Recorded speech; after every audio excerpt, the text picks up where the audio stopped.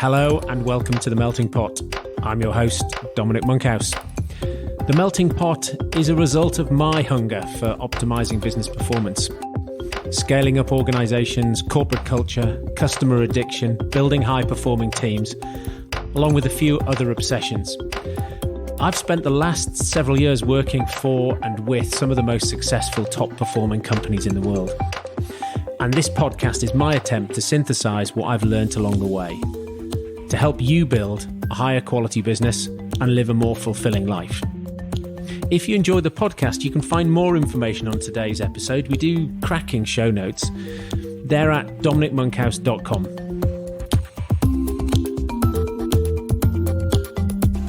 Hello and welcome to The Melting Pot. Today I'm chatting to Brendan Hall. Brendan is a public speaker and a coach and an author.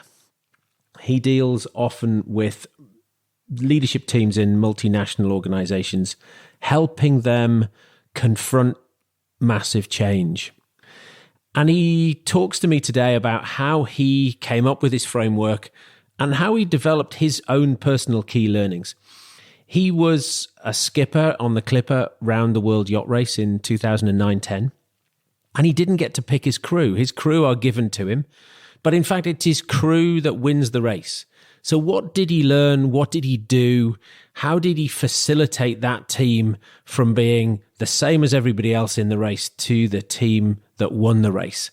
And he suffered basically a mutiny early on.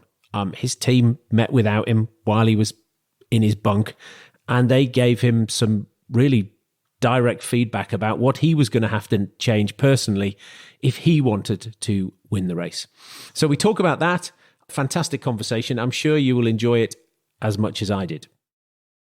I'm Brendan Hall. I'm a leadership keynote speaker, and my claim to fame, I guess, is that in 2009-10, I was the winning skipper of the Clipper round the world yacht race, who I'm sure some of you know of. Fantastic. Thank you very much for coming on today. So what do you have to do to be a skipper on the Clipper race? I mean, let alone win it, but what do you have to do to even be at the start line? I mean, you've got to be a pretty good sailor. So the whole idea is that it's a race for non-professional sailors. The crew, so anyone can sign up for it. And it's sort of the same with the skippers, meaning that they're not recruiting, Olympic level sailing talent. They recruit from a pool of very experienced, skilled sailing instructors who sort of understand what it takes to take people who don't have a huge amount of knowledge already and give them the skills that they need to be, firstly, safe, and then secondly, high performing. I remember I was one of 160 applicants for this race, serious people. I'd worked for the company for a little while, so actually I was an internal applicant. They knew of me. I'd worked my way up from being a second mate to a first mate and then a skipper in their training program. I'll never forget the day. And over the course of a number of sailing trials, they whittled down these 160 to the final 10. There's 10 jobs, 10 boats in this race, and 10 skippers, one on each. And the day that we were announced, so there was this, they sort of put the notice board up with these 10 names. And, everyone was on tenterhooks. I didn't sleep the night before. Was I going to get this, my dream job, this thing I've been aspiring towards my, last few years. And my name was on the list. The race director at the time, who'd become a friend, he told me that I was the 10th out of the 10 selected. Thanks very much. And then the 10 of us all get together in this room. And I got to tell you, it was at that moment, and I was a competitive person. I was in it. So around the world yacht race, I want to win. But suddenly I kind of shrunk in that moment. And I'll be honest with you, that imposter syndrome sort of set in because my nine rivals were older and far more experienced in relative terms. We were all very experienced, but suddenly my dream of kind of winning this round the world race suddenly seemed a hell of a lot harder. And I knew based on skill and experience, I wasn't going to be able to outsail these far more experienced skippers than me. But actually the more we got talking, the more the conversation flowed, the more I realized we were sort of using a slightly different vocabulary. I think a lot of them they're talking about their crews. Each of us had a crew of about 44 people, 44, 45, of whom 20 would be on the boat at any one time. So because when people sign up to do this race, they can either do the full round the world trip or just a smaller section of it.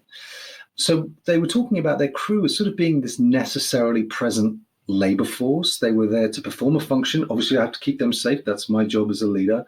But kind of, I have the knowledge and skills. They don't. My job is to train them to a safe level and kind of make sure they don't screw up too badly. Because that's kind of what we expect of them, and it's a dangerous environment, and obviously all care and attention there.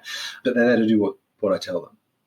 And I was, from all the research I've done, I think I was probably the best prepared out of all the 10 skippers pre-race, or pre-selection at least. I was talking about, we've got to create this environment of autonomy and empowerment, and talking about the crew as these sort of empowered agents who you had to align and get buy-in. I was sort of just using this different vocabulary.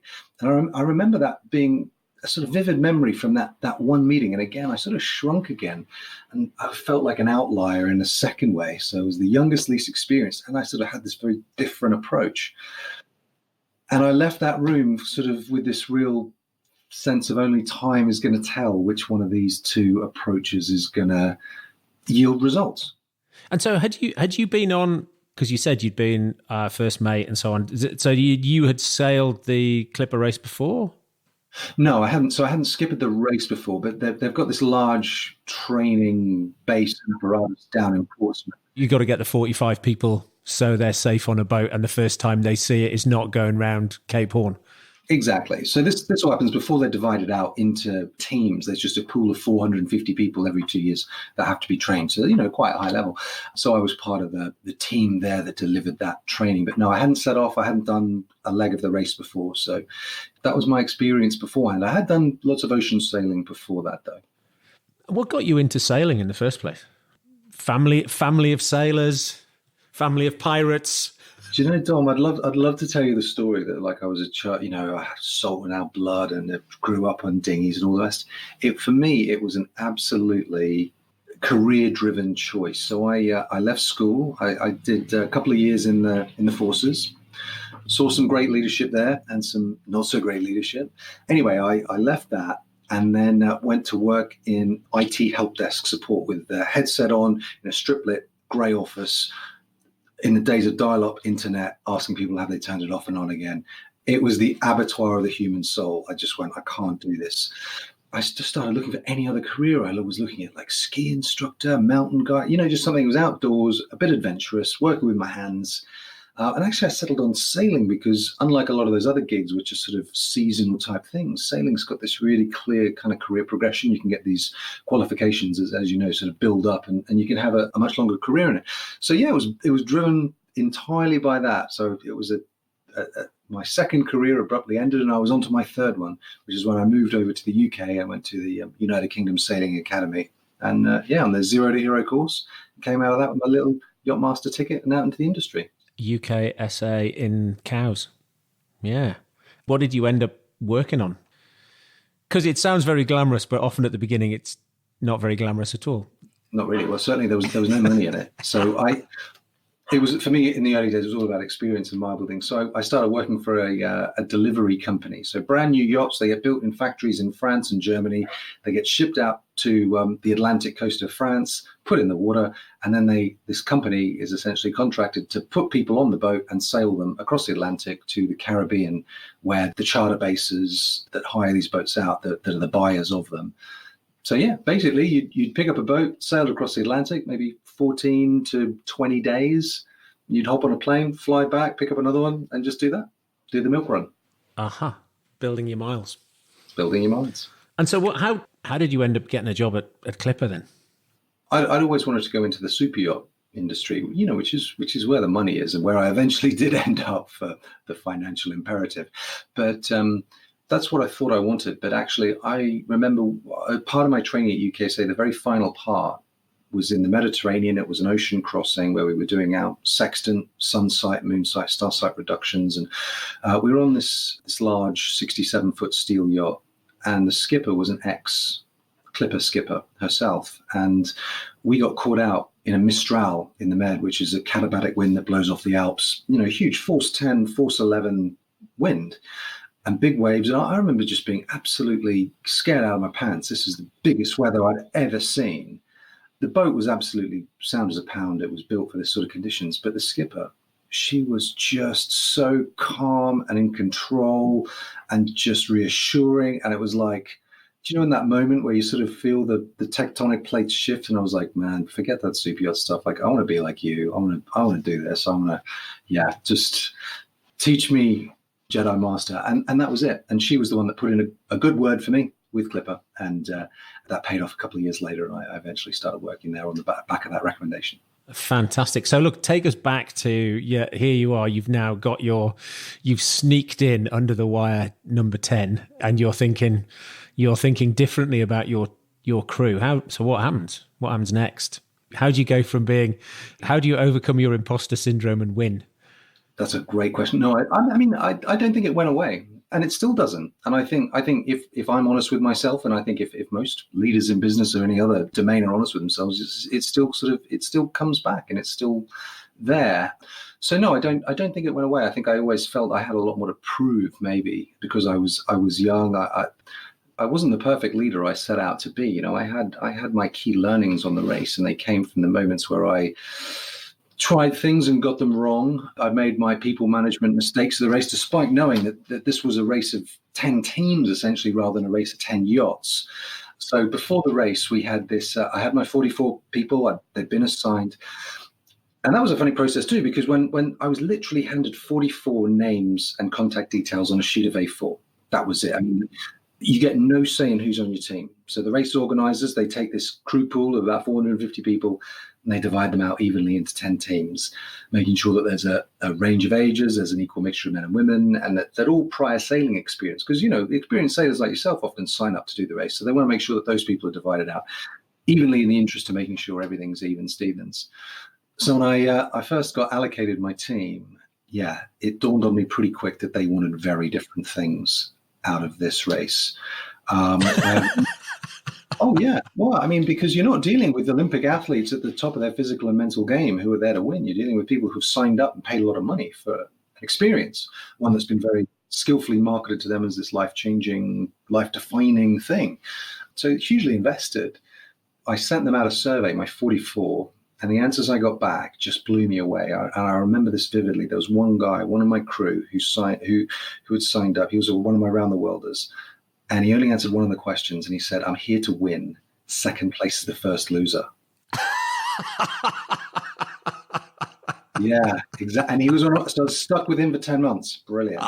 To someone else, right, the other end of the spectrum, she replied much later, and after reading this War and Peace-esque, I mean, incredibly detailed, well-written life story of an email, she cut to the chase and said she was on the race to try and meet a husband.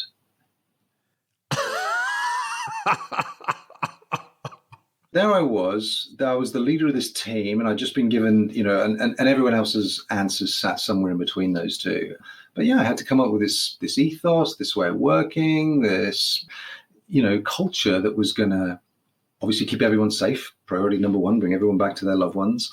It was going to be high performing, it's a race, it's not a cruise around the world, but also satisfy the most needs of the most people. Obviously I wasn't going to be able to give everyone exactly what they wanted, but you had to find something that everyone could sort of get behind and align on. And that was one of the biggest challenges and most important tasks of all of the skippers. And I think I was possibly the one that really saw that and really understood that, whereas the others sort of thought the culture would emerge organically. I just think that is fascinating, because the lesson for that from anybody with a team, I mean, I sit down with clients and I say, with executive CEOs and their executive teams, and it's, where are we going? And they don't know where they're going. And what are our expectations for the journey? They haven't thought about that. And so, here you've got a really clear journey, and it's like, what are your objectives for the journey? And then, like, if we can all get some of the people, some of the things that they want, everyone will be, because what happens is, it's when people's expectations are out of sync. One guy thinks everyone's like him, so he thinks everybody wants to win, and one lady on your team just wants a husband. Couldn't give a bugger about winning. I mean, unless people know that where they're coming from, they're just going to fall out. And I think it's funny that some of the other skippers just didn't see that as a thing that they needed to worry about. Well, exactly. And I think, like you say, that the scope for conflict when you get 20 personalities, each one bringing their own childhood, their own baggage, everything, all the programming of their life together on this yacht, put them under big pressure in this, real sardine tin. You can imagine the scope for conflict. So at least being able to eliminate the why are we all here? What do we all want out of it? And I think everyone knew that maybe they weren't going to get exactly what they wanted, but they had to be flexible. There's 20 people on a team. Did you share that output with the team, or did you get them to share that with each other in some way? Yeah, we all shared it with each other. And I think most people, as far as I remember, they said pretty much the same thing that they wrote to me confidentially. Okay, yeah. In the email, which was very good. But yeah, we made it a real thing. So we had a lot of strategy, sort of planning sessions before the race where we talked a lot about this sort of stuff and how we were going to manage conflict, what their expectations of me should be, what they needed from me. And it's interesting because you are right. And there were a lot of people who winning was just not on their agenda. It was about a catalyst for some change in their life. It was a big adventure they'd always wanted to do. But by the end of the race, and this may come across as cynical, but I've never met someone who doesn't like winning. And provided you can get the results, people will go along with a lot that maybe they didn't explicitly sign up to. And they get to share in that winning as well. And I mean, I guess it's the big disconnect, and no one feels hugely motivated by sort of making the chief executive richer. But actually, if that win, however it is, whatever it looks like, can be shared and they feel a real sense of that and ownership of it, that's a huge motivator I found, even for people who maybe say it's not. Yeah. People like success. People like praise. I've never been in a business where people have said, you know what, they just overpraise us. I mean, they tell us we're doing a great job so many times. Please tell them to stop doing that. It's like that never happens. Exactly. And so when you think about the race and those pre-race strategy sessions, where was the biggest disconnect? So when you got together and did your planning, and then the thing you thought was going to happen, like what was the biggest thing you just got? I mean, either completely right or completely wrong. Well, it was early on, right? So we'd had this strategy session where we'd come up with our vision, mission, values, acceptable and unacceptable behaviors, and we'd cover this sort of meeting room in flip chart paper, and I was on fire. I had made some big promises, and people thought, yeah, we've got a seriously switched on leader. He's a young guy, but he knows his stuff. Anyway, so we go out, we start the race. We're racing down the Atlantic, first long leg of the race, and I really start to feel the pressure on myself. Maybe driven again by that feeling of imposter syndrome and needing to, sort of overdo it. But I committed my first big, I guess, people management mistake of the race, which is where I stopped focusing on the process and doing everything to an incredibly high level and trusting that if we do that and we lay the groundwork and we do the training and this is a marathon, not a sprint, I became too fixated on the short-term performance. So the way it worked out there on the race, every 6 hours, we would get an email sent to the boat, which would give us our position relative to the other 9 in the fleet. So we could tell every 6 hours whether we'd gained miles, lost miles, and how we were doing relative to the others. And I became too emotionally invested in this position report. So if we had a good one, I'd be really jubilant, very generous with my praise, wanted to see people rewarded, and it was great. And then if we had a bad one, that mood would just be crashed into the ground, and I dragged the whole team with me. And I kind of didn't see this behavior was in my blind spot. And it carried on for a couple of weeks really, and it was destroying morale. But again, if someone had stuck a microphone under my mouth and said, "What type of leader are you being right now?" I would have said, "Well, I'm being a passionate leader who knows what we're capable of and how we should be performing, and when we're not meeting that high standard we expect of ourselves, and da da da da da." But I didn't see the kind of human cost behind me. I was just so fixated on the numbers. I guess the analogy to business would be the quarterly report, right? Yeah. And what brought that into focus then? So the team, right? They a mutiny. As close as you can get to it, really, without choking me overboard. No, right? So they got together in the middle of the night without me. Yeah, I was on one of my off-watch sort of asleep periods, and they all got together on the deck of this boat and sort of in hushed tones, just by the light of their head torches. They talked about this behavior and the skipper who was, taking them on this roller coaster ride, how it was affecting their morale. We got to deal with this for 10 bloody months. This experience we've all kind of paid a good amount of money for. It's all, this isn't what we signed up for. And anyway, so one of my crew, who was an HR director in her, life is short, she volunteered to be the one to sort of bring it to my attention. Give you an appraisal. Yeah. So the next day, right, we just had a bad position report, so I was kind of not in a great place. And this person comes up and says, "Brendan, we need to have a chat. We've had a meeting without you, and we've been whoa, okay, what?" And so she tells me about it and what they discussed and all the rest. And I tell you, I went to my bunk after that meeting, and I was hit with disappointment and shame, like a cannonball to the stomach.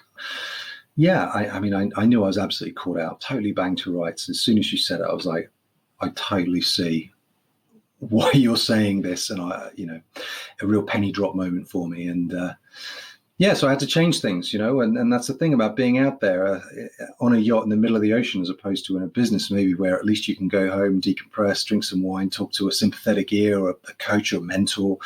Out there, you're on your own. You got to turn things around. You got to do it quick. I had to I say I rearranged the furniture in my mind. I had to put, when I was laying in my bunk, I went, right, I'm going to put my boots back down on the deck. Like, something's got to change, which is hard, right? But what I did is I pulled out a marker pen, this sort of permanent marker, and I wrote on the bulkhead just above my bunk, so I'd see it every time I lay down, my head hit the pillow. I wrote, your mood equals their mood. That's one of the key pieces of feedback they gave me was, when you're up, it brings us up. When you're down, it brings you down. It sort of made me aware of this big shadow that a leader casts, and they don't think they do. But the analogy they said, it's like you're holding the remote control to our mood and our confidence. And I didn't realize the power that I had over them just by my position of authority, I suppose. So bringing that into the light, out of the blind spot, was a key learning for me. And I did end up having to go and stand in front of them and eat a cement mixer full of humble pie. But we turned things around. They understood. We're all on a journey. We're all learning our lessons. But that was it. Understanding that mood shadow that a leader casts over the team was huge. And I had a few instances where I reverted to type later on in the race, but they were pretty quick to kind of bring me back into line. And it was a behavior that I said, I want you to keep me accountable to. Yeah, CEO, Chief Energy Officer. Yeah, totally. Yeah. So how did you then go from there to winning? Gosh, I know that's a long story to tell. I know, but we learned a lot of lessons as we went. And other key lessons we learned was about how we discussed when something hadn't gone well, how we learned a lesson from it, how we developed that growth mindset, and rather than becoming a blame culture where sort of fingers get pointed at sort of how can we collectively learn from this. And we had one of our values was that we will only use blame in the event of gross negligence or malice.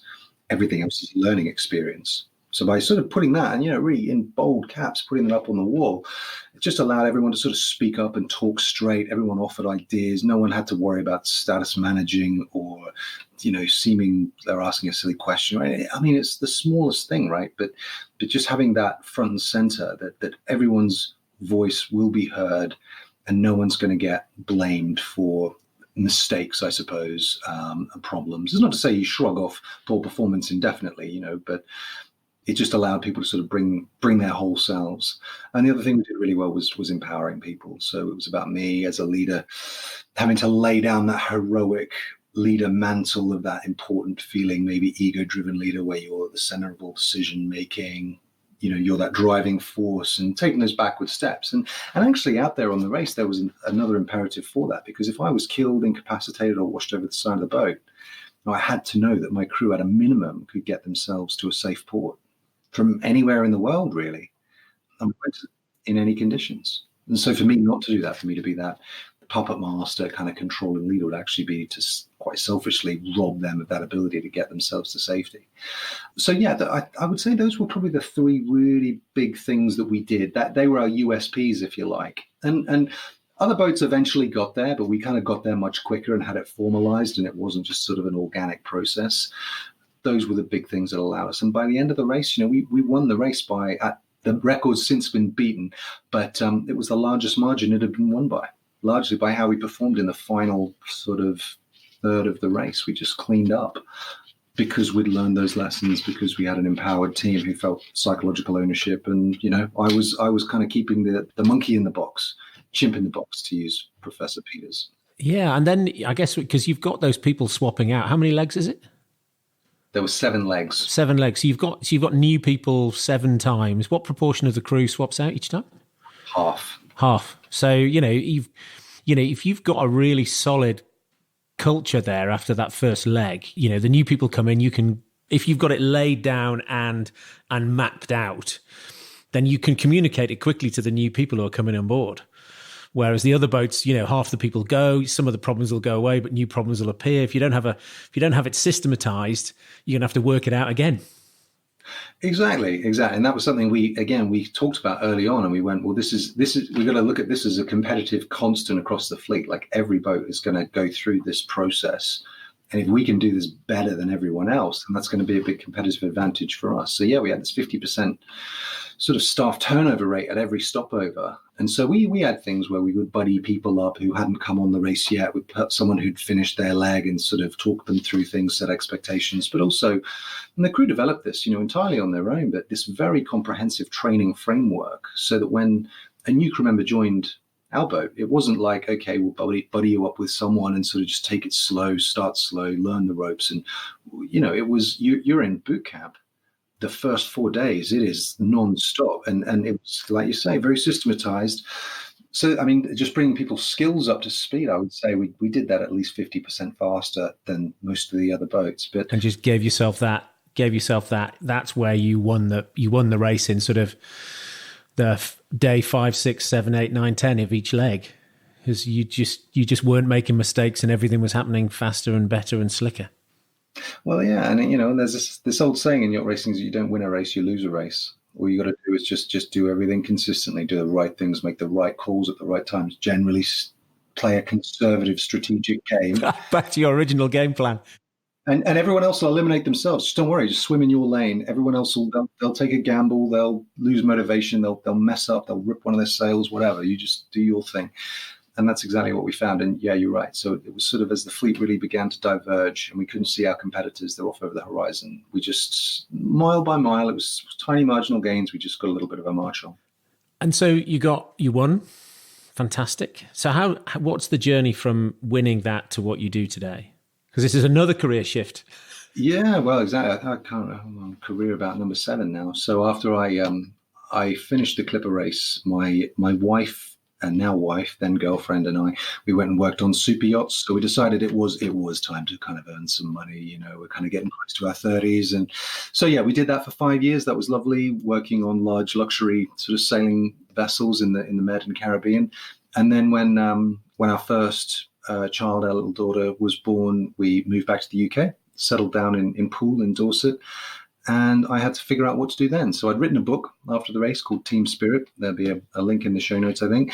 And yeah, I just started getting asked by people, could I come and speak at their yacht club? And, freebie type things. And I agreed to that. It was all very nice. I enjoyed doing it, making little PowerPoint presentations of photos. And then it slowly dawned on me that there's this whole field out there of people who do this professionally. And why couldn't I be one of them? I had a good story to tell.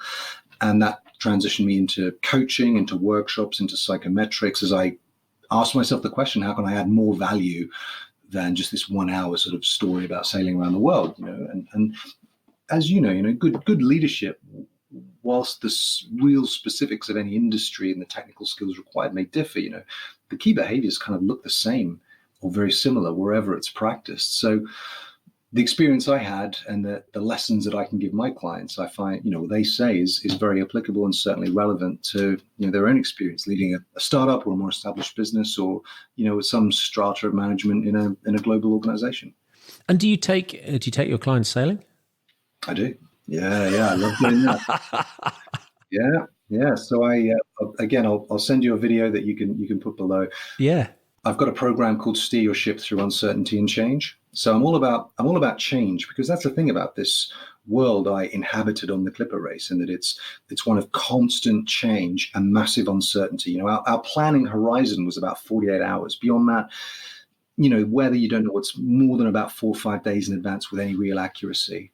You've got this race course that's 3,000 miles long by 2,000 miles wide. Strategically, your options are open. You can go wherever you want. And at the same time, you're in this high stakes yacht race, so the pressure is on. You can't take forever to make your decisions. So yeah, I take that same experience. We take a boat, we sail out into the Solent. I set some challenges, and basically I get a team to create a strategic plan. They think it's brilliant. They fall in love with it. And then we go out onto the water, and very quickly the reality began to deviate from their plan. They sort of had planned assuming that we can keep a 7-knot average boat speed. But as you know, the tide's a little bit stronger. The wind isn't exactly what it's forecast. They try it, you can't sail directly upwind. And so really it's all about watching them in that moment when they realize that this plan they've fallen in love with, it ain't going to work, or it ain't going to get the results that they have forecast and promised. What do? And it's watching those behaviors. It's watching how the team make decisions. And I'm videoing it all. So, which is the next day we debrief, we watch back the video, and it's a time to talk about those behaviors and what happens when we feel that we're out of our comfort zone, we're in a new world, we're feeling that change and uncertainty. How do we act and how do we behave, and how can we collectively, as a senior management team, whatever it might be, cope better with that situation that we found ourselves in? So yeah, it's a way of, by analogy, talking about change and uncertainty in business and how our leadership affects, I guess, the shadow that we cast collectively over an organization, and what can we do to sort of make that a positive influence net. Yeah, because those situations, that stress can bring out the worst in some people, or the ordinary, as their colleagues might describe their poor behavior as. And sometimes people know they're doing it. Sometimes people don't know they're doing it. Yeah. My most powerful, one from this season just gone was when someone in the debrief, and he watched the video back of himself, and he just said, "Do I always talk over people like that?" And there were I think 14 nodding heads around the table going, "Yeah, you always do that, particularly when you're stressed." And I mean, it was on the verge of tears. He was like, "I can't believe that." So yeah, I mean, by way of that powerful experience and watching yourself back, people do sort of, in that same way that some of my behavior was dragged out of the blind spot into the open. It does that same thing, which can be a little bit of a bitter pill to swallow in the moment, but it's ultimately great for someone's development. Yeah, totally. Do you ever take teams out where their emotional maturity, you worry about what's going to happen in the debrief? Because if the team are, quite well aligned and have got some trust already, that sort of feedback can be great. But do you have some total nightmare stories where people have just the whole team's collapsed in on itself? I'll be honest with you. I think it's possibly slightly self-selecting, in that a team that has a feeling that they're not ready for this don't even sign up. Yeah. So no, I've never had that experience where it all, people storm out the room or anything. The reason I was thinking back to my first job out of uni, where I was a graduate trainee at Marks and Spencer, and they took to store teams and they sent them to the Lake District, and we did outward bound stuff for 72 hours, and some of it was sort of sleep deprivation stuff, and what would happen is, if you had a really good team, it bonded the team, but where the manager only had authority as a result of title, those teams would just fall to pieces, because in fact he was totally rubbish at building a raft. And so he just had, once you took him out of the context of the store and he no longer had leadership authority, those teams would come back in a worse place than before they went. So I think they pulled the program shortly after that. But those teams weren't self-selecting, they were being sent. So yeah, very different. So now you work with, who's your target? Who's your ideal sort of client? Well, I mean, my targets are, I suppose, just this year I've been working with GlaxoSmithKline, with Bayer, with Tesco, with Continental. Yeah, I mean, large organizations really who are feeling the winds of change. I think obviously Brexit, the whole other story, but whichever way it goes, there's a lot of uncertainty, a lot of feelings of things are going to change, regulations are going to change. What are we going to do? We've got these plans in place. Which one are we going to go? So everyone's feeling the change and uncertainty. So it's a message, I think, that's quite of the moment right now. And certainly that, how can you create, at least in your team, in your organization, a feeling of psychological safety, in that it is going to be okay in the end. And we do have the resources and the capability and the confidence to kind of get through it. So, I mean, in a 1 hour keynote, if I can give people that message loud and clear, then that's my job done. And then following up perhaps with some coaching or some other interventions that, we talk a bit deeper about how exactly what that looks and what people need. But in that same kind of way, I always bring my coaching to the stage when I brief with a client, I ask them about their current challenges, what they're going through, how people feeling. Sometimes I poll the audience, with their eyes closed so you don't get groupthink, like how psychologically safe are people feeling now, like from 1 to 5. And, you tend to find it's sometimes this way, not always, but mostly the lower down people are in an organization, the less safe they feel. So in the same way that there can be a cognitive bias, we think people think like we do. You can get the top few strata of a big company thinking that everyone is sort of feeling the same way that they are, but that's not the case. Okay. If you, it's a question I ask everyone I get on as a guest. If you could, knowing what you know now, is there a piece of knowledge you take back somewhere in time? Yeah, I think I would. I think I would have told my 17-year-old self, so just finished school, don't join the army. Wasn't cut out for it. Couldn't hit the side of a barn with a rifle, Dom. I was the worst infantry rifleman ever. It just was not my thing, and I think it was because I wanted to be tough. But yeah, don't do that, and just go straight into sailing. Fab. Along the way, you must have read a number of books, management books.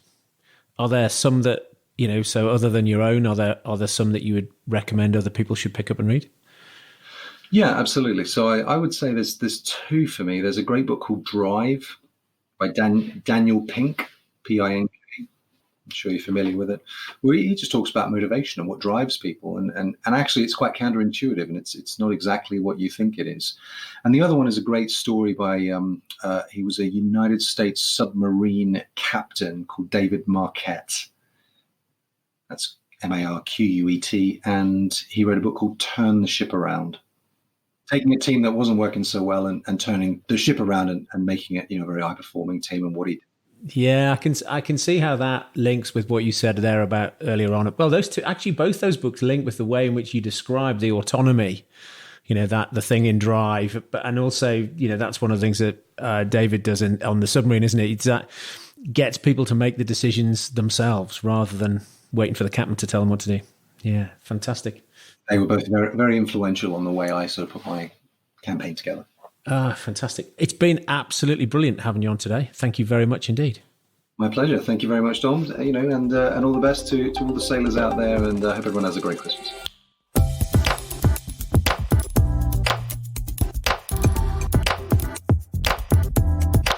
Thank you for listening. I hope you enjoyed that as much as I did. As a token of your appreciation, it would be fantastic if you could go wherever you're listening and leave me a review. Those reviews really help other people find this podcast. For all information relating to this episode, you can go to dominicmonkhouse.com/podcast, and there you'll find some fantastic show notes, additional reading and links relating to this episode. You can also find my blog and the past editions of my subjectively not crap newsletter. The simplest thing to do on the website is to sign up, and I'll update you each week on the most interesting articles that I've read on all things relating to scaling up high-performing teams, net promoter score, company culture, etc. For social, you can find me on Twitter at Dom Monkhouse and LinkedIn at Dominic Monkhouse, although LinkedIn is probably the best way to reach me. Share your questions and comments, and perhaps even recommend a guest for a future edition of the Melting Pot podcast. Thanks for listening.